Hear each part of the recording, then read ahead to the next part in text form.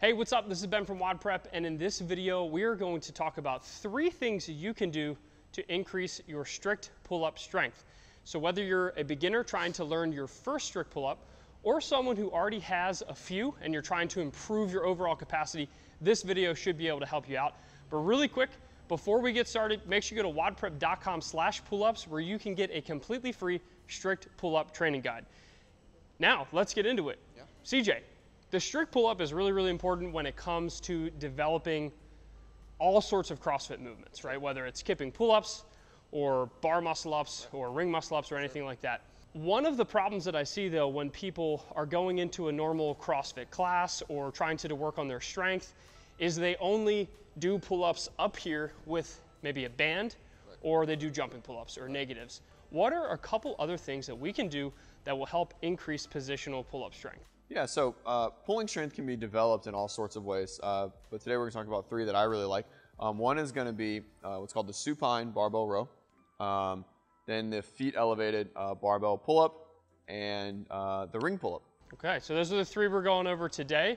Talk to me about the supine barbell row. What is that? So basically, just like ring rows, your feet are going to be on the ground, or they can be on a box if you want to make it a little tougher. Okay. And you're just going to basically have a hollow body, straight body position, and you're going to row, or you're going to do a pull. You're going to pull your chest all the way to the bar, and then come back down.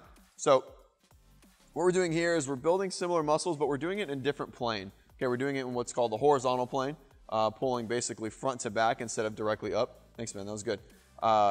With that, we're using the same muscles, lats, rhomboids, external rotators, thoracic, retractor muscles, and we are developing them at an easier motion. Some people just don't have the strength, the prerequisite strength to do a pull-up. This is a great place to start, along with the ring row, but I like this because it's a fixed hand placement, like the pull-up, and it keeps the hands very similar in the body structure, similar to the pull-up pattern, unlike the ring rows where we are more neutral, and it's just a little bit different of a motion. Okay.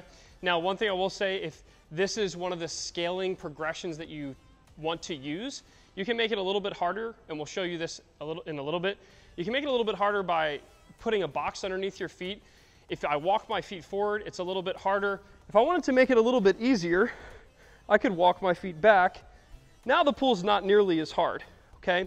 So let's say they've tried this movement, it's a little bit too easy for them. How can we make it a little bit more difficult? Okay, so one difficult would be, like you said, elevating our feet. But what we're going to talk about here is moving to a different angle and getting more to that vertical straight down pull. So what Ben's going to do is he's going to bend at his hips, feet are going to be on the ground, and he's basically going to do what would almost be like a toe spot assisted pull up.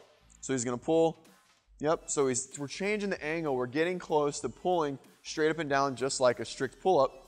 From there, a little bit tougher. He finishes in a straight plane, just like he would the other way.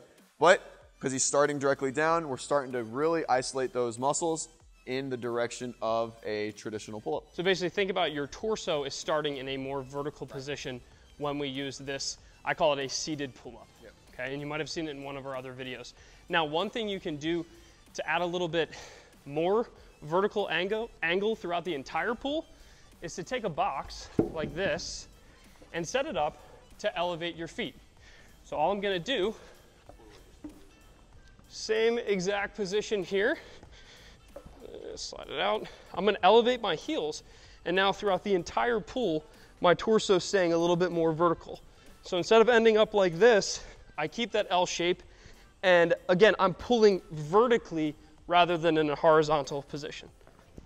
Any other things you have to add about that? No, I think that was it. So one, I guess, assistant or modification maybe, you can use your legs to push down a little bit, give yourself a little bit of an assistance by driving your heels down.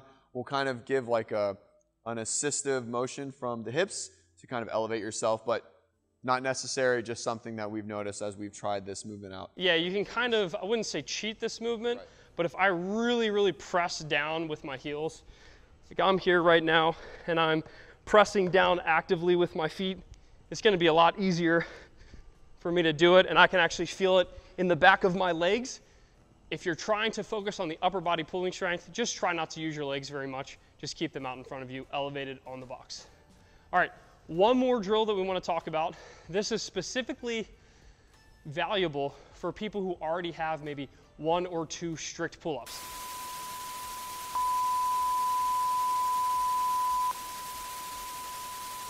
Okay, so we've moved to the high rings. Really, you can have the rings in any position. For me, I want them just at my maximum standing reach, so I don't have to jump too high to get them. And I also can't use my feet to assist. So why, CJ, do we suggest working on strict pull-up strength, not on the pull-up bar, but with rings? Well, again, we definitely can do it on the pull-up bar, but if we're kind of stuck at that 1 or 2 range, what the rings are going to do, the rings are going to allow us to get our lats and our muscles kind of in a more advantageous position. So as you pull, you watch his hands, they naturally want to turn in to get this neutral, or we call a supinated palms forward grip, right? What happens is the lat gets a little shorter and basically our biomechanical advantage improves by turning our hands in, and the rings allows for that. Good, thanks, Ben. Very good. Ben's a nice, strong guy. So as you see, as he's coming down, the hands naturally want to turn, very similar to a muscle up, right? So most people, very high level, will stay here and palms down the whole time or palms away. But for those that are just learning muscle ups, what do? We come here because it's easier for us to pull a little bit higher.